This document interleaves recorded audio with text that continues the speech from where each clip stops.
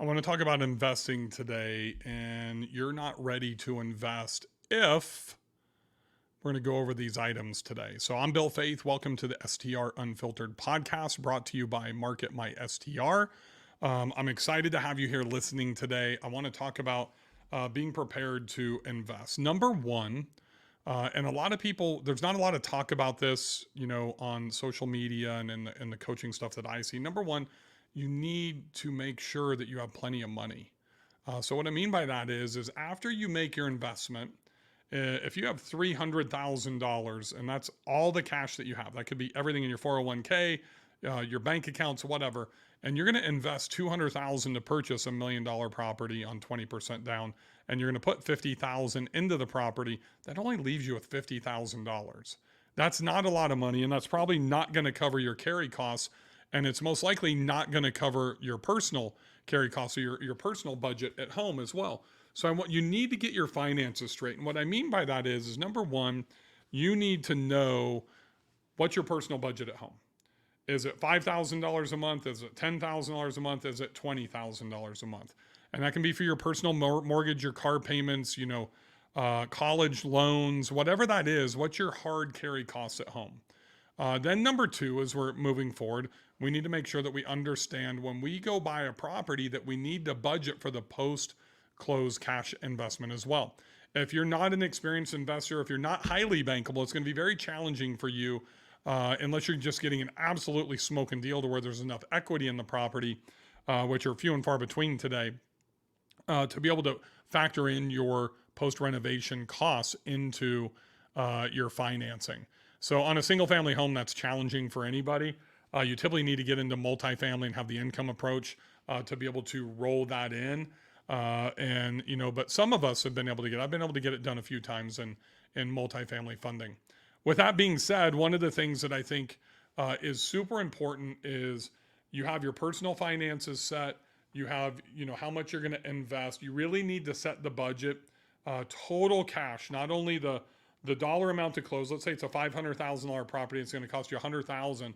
You need to budget 3.5%. So $3,000 to $3,500 for closing costs. Then you might have a $25,000, furnishing design or renovation budget. So if you take the 100 plus 3, that's 103 plus 25, and we're now at 128,000. But then what you want to factor in is what is that mortgage going to cost you? So what are the total carry costs? Just let's keep it very simple. Mortgage, insurance, utilities, cable, whatever the necessity is going to end up being, water, propane if you have it. So if that $500,000 house is going to cost you $3,500, insurance is $500, and we're now at $4,000. Let's say another $1,000 in, a combination of lawn care, utilities, whatever. We're at $5,000 a month. That's $60,000 a year. Are you comfortable just having 3 months emergency fund, 6 months emergency fund, or 12 months? I like to have somewhere between 9 to 12 months. You just never know when something like COVID is going to happen, and you don't want to get Stay Alfred. If you're not familiar with Stay Alfred, they're literally they were an arbitrage company, a very large one that had places in Miami and Dallas and Austin and here in Nashville, and they went out of business within like 45 days, of COVID hitting. They just didn't have enough cash runway to sustain any type of downturn. And I do not want that to happen to you. A lot of you are making huge risks. You're investing, your life savings into, getting your first short-term rental or expanding to 5 or 10. What I can tell you is you need to plan down the road. You need to plan for that second one. If you're looking to come in and replace a W-2 or build, X amount of cash flow or equity for a nest egg for retirement, then you need to understand that second purchase is typically the hardest if you're not independently wealthy, because you're going to put so much cash that you have into property number one. It usually doesn't cash flow as much as you think it's going to in that first year. One, because you take too much time to start generating cash. So that means post-close, you might take a month or 2 months or 3 months to get the property ready, when an experienced investor like me knows how to prepare from contract to close. And I typically get them done in like 8 to 10 days and start cash flowing immediately. So make sure you're ready to go and you understand what you need, the ducks you need to get in a row, cash to close before you purchase, before you put something under contract. You're going to start sourcing during that time period. It's not just all about getting your financials together and getting appraisals and home inspections. There's preparation for the day that you close or even the week that you close. So as soon as you get that clear to close, then that's when you can start ordering all of your stuff. Then you go and you close.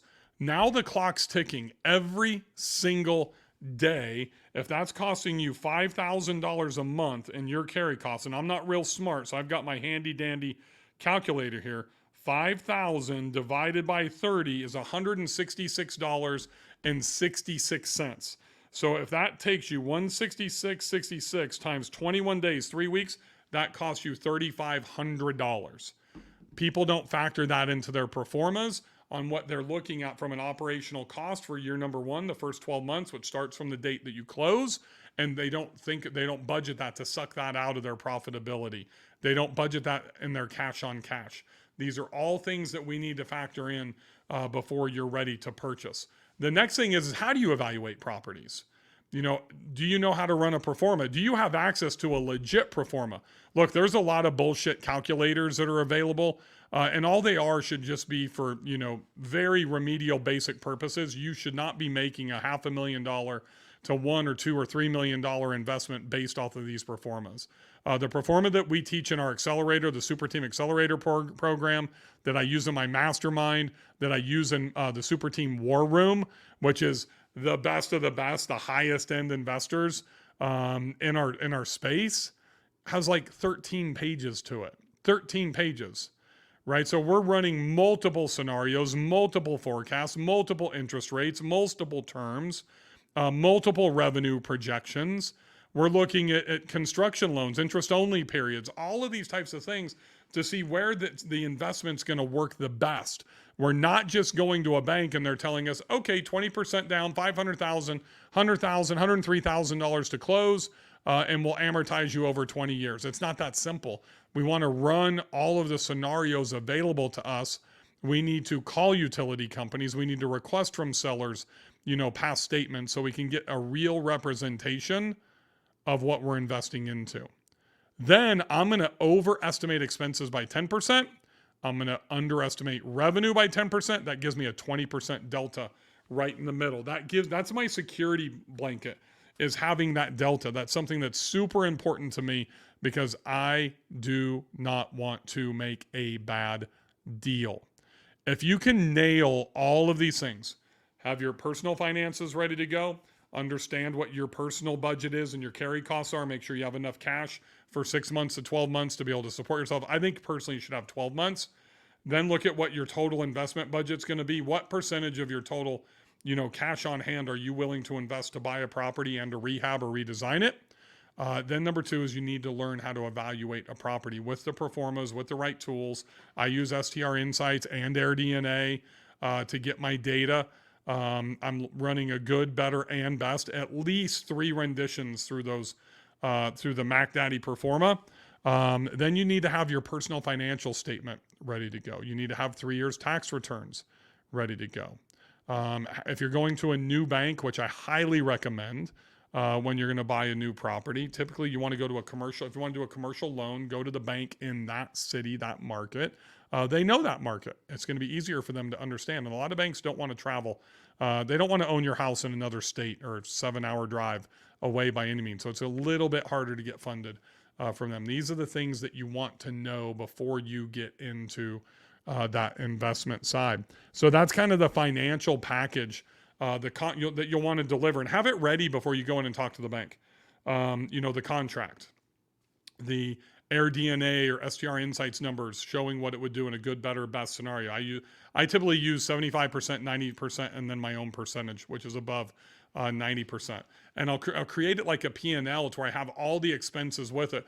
So if it's going to do $150,000 in revenue and it's got $25,000 in expenses and $25,000 in mortgage and interest, the net will be $100,000 a year. If it's a $100,000 cost, it'll net $50,000 a year. So I want to show that to the bank in all of those scenarios, and I'm going to give them that good, better, best, but I'm going to hang my hat on the better right in the middle, even though I can typically outperform the best scenario. So to prove that to the bank, I'm giving them other scenarios. So I'll take my existing properties, update it based on predicted AirDNA revenue. They all know AirDNA is the gold standard. So then I'll take a screenshot of what AirDNA says so they see that it's legit, put that into a Google Doc along with my finances, show them what I'm doing, break down month by month on 12 months, January through December, show them the total gross revenue, show them my expenses and my net income, so that way they can compare to see how I'm outperforming AirDNA. Because if I need that extra little push, that extra 10%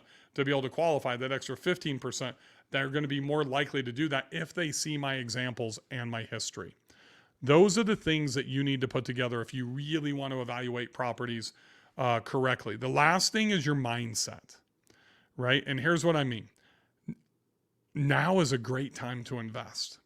As the interest rates are higher, we're getting better deals on the properties, and we have the ability to reposition. So if I got a property that I just purchased in Montana at just under 7% interest rate in the sixes. I think it was 6.75 or 6.85. I can't remember. But if I can reposition that in 24, 36 months down to 5%, and I think we'll see 5% interest rates in the next 2 to 4 years. I don't think we'll see 2.75 in the near future, but I think we'll see 5. That can save me $600-700 a month, and that's straight cash flow. If I buy at the height of the market like 2 years ago, and I'm getting those 2.75 to 3% interest rates, that's when you see the deals coming in 50,000, 100,000 over ask. So we're paying more for the property. Then when you want to do a HELOC like people want to do today, then when you want to go in and do a cash out refi, it's literally almost double the interest rates today. So those are things that you need to consider. Evaluate every deal by deal, and put it on paper. If it makes sense at 7% or 7.5%, whatever you're going to pay, then it's really going to make sense at 4.5%, 5.5% when you have the opportunity to reposition down that interest rate. Hopefully this helps in your next property acquisition. Thanks for joining me. This podcast is brought to you by Market My STR. You can find out information about the industry's only all-in-one marketing platform at marketmystr.com. Thanks for joining me today. Happy hosting.